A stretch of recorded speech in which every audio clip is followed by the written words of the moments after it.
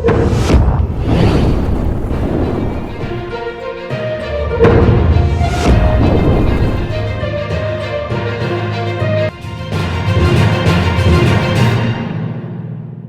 केजरीवाल के सबसे करीबी, सबसे खास, सबसे विश्वस्त सहयोगी दिल्ली के उप मुख्यमंत्री मनीष सिसोदिया लगता है कि शराब घोटाले में बुरी तरह से घिर गए हैं। दिल्ली बीजेपी लगातार उनके खिलाफ हमलावर है। वो एक एक करके सबूत पेश कर रही है, एक एक करके सवाल उठा रही है। ऐसे सवाल उठा रही है जिनका जवाब देना मनीष सिसोदिया के लिए बड़ा मुश्किल हो गया है। और यह भी संभव है कि इस पूरे मामले की जांच की आंच अरविंद केजरीवाल तक भी पहुंचे। हालांकि अरविंद केजरीवाल इस मामले में बड़े शातिर खिलाड़ी हैं। अरविंद केजरीवाल, जो भी मंत्री अरविंद केजरीवाल के जो डिसीजन लेते हैं, काम करते हैं, उसमें अरविंद केजरीवाल कहीं भी शामिल नहीं होते। अरविंद केजरीवाल ने जानबूझ करके अपने पास कोई मंत्रालय नहीं रखा है। सोचिए कि मुख्यमंत्री है लेकिन उन्होंने अपने पास कोई मंत्रालय नहीं रखा है। किसी भी इस तरह की मीटिंग होती है जिसमें कि इस तरह के विवादित फैसले लिए जाते हैं, उसमें वो उनके कागजों पर दस्तखत नहीं करते हैं। और इसीलिए जो है सत्येंद्र जैन भी जो है फंसे और उनको जो है उनके कागज जरूर केजरीवाल ने देखे थे, लेकिन इससे ज्यादा सत्येंद्र जैन को अरविंद केजरीवाल जो है वो बचा नहीं पाया। और जब सत्येंद्र जैन फंस गए हैं तो अब अरविंद केजरीवाल जो है इस पूरे मामले से, उन्होंने सत्येंद्र जैन के मामले से एकदम किनारा करके अलग से बैठे हुए हैं। क्योंकि इस पूरे मामले की, सत्येंद्र जैन के मामले की जांच की आंच जो है वो केजरीवाल तक नहीं पहुंचेगी। शराब घोटाले के मामले में भी जो आबकारी नीति है, जो पूरा का पूरा जो पॉलिसी को लेकर जो डिसीजन लिया गया, इसमें सीधा सीधा जो चेहरा और इसका मोहरा है वो सीधे सीधे मनीष सिसोदिया, और कोई नहीं है इसमें। और अगर इस पूरे मामले में फंसते हैं तो वो मनीष सिसोदिया ही फंसेंगे, क्योंकि इसमें जो भी डिसीजन लिए गए वो मनीष सिसोदिया ने लिए। अरविंद केजरीवाल का इसमें कहीं भी कोई दस्तखत नहीं है, कहीं भी कोई मामला नहीं है। तो शराब घोटाले की भी जब जांच आगे बढ़ेगी तो भले ही विपक्ष को लगता है, यानी कि बीजेपी को लगता है कि इस मामले में अरविंद केजरीवाल जो है वो लपेटे में आ सकते हैं, लेकिन अरविंद केजरीवाल ने बड़ी सफाई से इस मामले से अपने आप को दूर रखा है। डिसीजन लेने में, निर्णय लेने में अरविंद केजरीवाल कहीं भी शामिल नहीं है। और बहुत से लोग तो ये भी कह रहे हैं, बहुत से लोग दिल्ली के राजनीतिक गलियारों में बहुत से लोग ये भी कह रहे हैं कि अरविंद केजरीवाल कहीं ऐसा तो नहीं है कि मनीष सिसोदिया का भी पत्ता काटना चाहते हैं, और इसी बहाने, शराब घोटाले के बहाने, अगर मनीष सिसोदिया जेल जाते हैं और उनका राजनीतिक करियर, जैसे सत्येंद्र जैन का राजनीतिक करियर जो है दांव पे लग गया है, अगर इस पूरे मामले में मनीष सिसोदिया का राजनीतिक करियर जो है दांव पे लग जाता है, तो कहीं ना कहीं अरविंद केजरीवाल मनीष सिसोदिया से कहीं पीछा तो नहीं छुड़ा रहे हैं। कुछ लोग ये भी कह रहे हैं। हालांकि अगर अरविंद केजरीवाल के ट्वीट्स देखेंगे, उनकी प्रेस कॉन्फ्रेंस देखेंगे, आम आदमी पार्टी के ट्वीट्स देखेंगे, तो आपको लगेगा कि ऐसा तो संभव नहीं है। और ऐसा संभव इसलिए नहीं लगता क्योंकि अरविंद केजरीवाल लगातार मनीष सिसोदिया का बचाव कर रहे हैं। उन्हें देश का सबसे बढ़िया, जो सबसे सर्वश्रेष्ठ उनको शिक्षा मंत्री बता रहे हैं। उनके पक्ष में आम आदमी पार्टी रोज जो है ट्वीट कर रही है। लेकिन ऐसा सत्येंद्र जैन के मामले में भी हुआ था। उनको भी देश का सबसे जो है सर्वश्रेष्ठ स्वास्थ्य मंत्री बताया गया था। उनका स्वास्थ्य मॉडल की बहुत तारीफ की गई थी। ये जो लोग कह रहे हैं कि दरअसल इसके पीछे कहीं अरविंद केजरीवाल मनीष सिसोदिया से पीछा तो नहीं छुड़ाना चाहते, उनका तर्क अपना है जो लोग ये कहते हैं। हालांकि मैं नहीं कह सकता इस मामले में, क्योंकि अरविंद केजरीवाल और मनीष सिसोदिया जो है बहुत करीब के साथी हैं, और दोनों लोग राजनीति में एक साथ आए। एनजीओ भी दोनों की एक साथ चलती थी।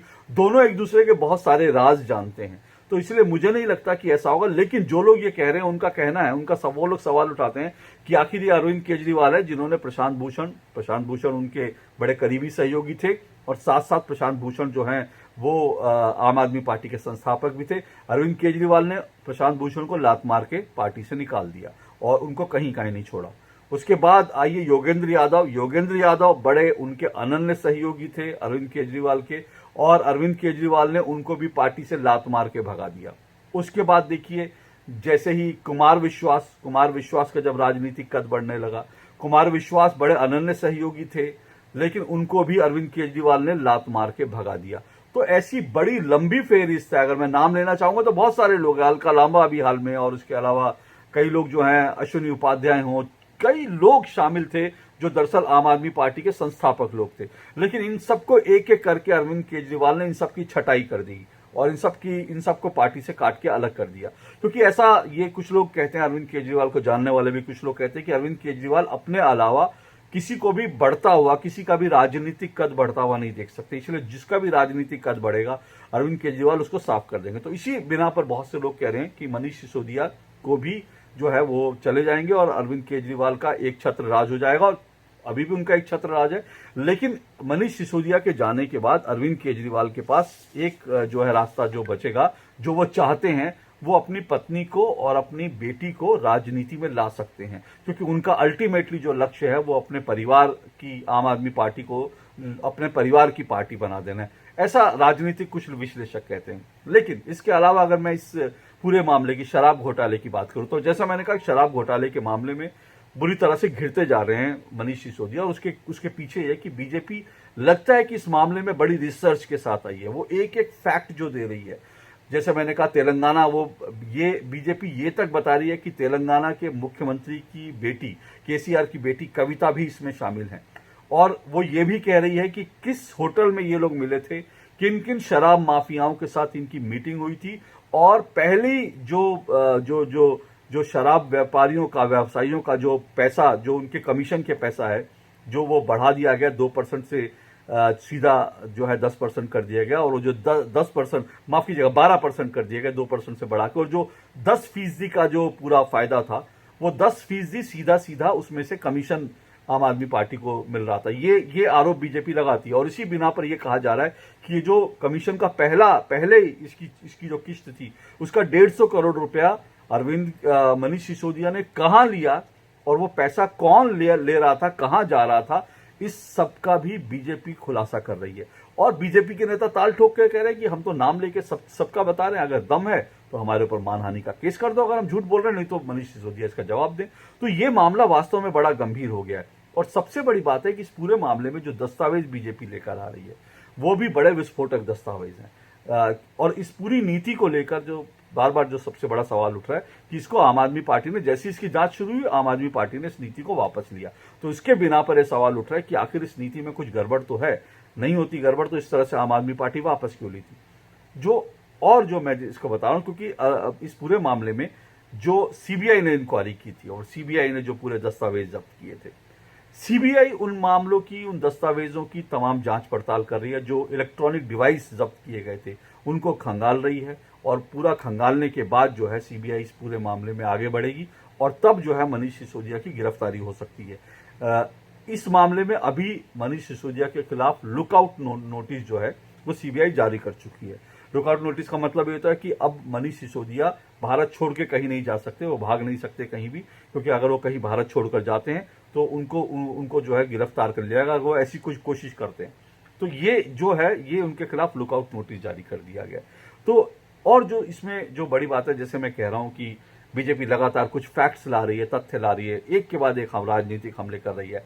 और इसमें जो एक बड़ी बात है वो ये भी है कि इस पूरे टेंडर प्रोसेस में जिन लोगों को शराब का ठेका दिया गया वो ऐसे लोग थे जिनका दरअसल शराब व्यापार से कुछ लेना देना नहीं था। ऐसे लोगों को भी ठेका दिया गया, कार्टेल बना के ब्लैक लिस्टेड कंपनियों को, और ये सारी चीजें, इन सबके प्रमाण बीजेपी लेकर आ रही है। और बड़ी दिलचस्प बात यह है कि जिन लोगों को जो दिल्ली में शराब के ठेके चला रहे थे, आपको जानकर हैरत होगी, हैरानी होगी कि ऐसे लोग शराब के ठेके चला रहे थे जो कंपनी तो गारमेंट कंपनी है, यानी कि उसका काम क्या, उसका काम कपड़े बेचना है, लेकिन गारमेंट कंपनी दिल्ली में शराब का ठेका चला रही थी।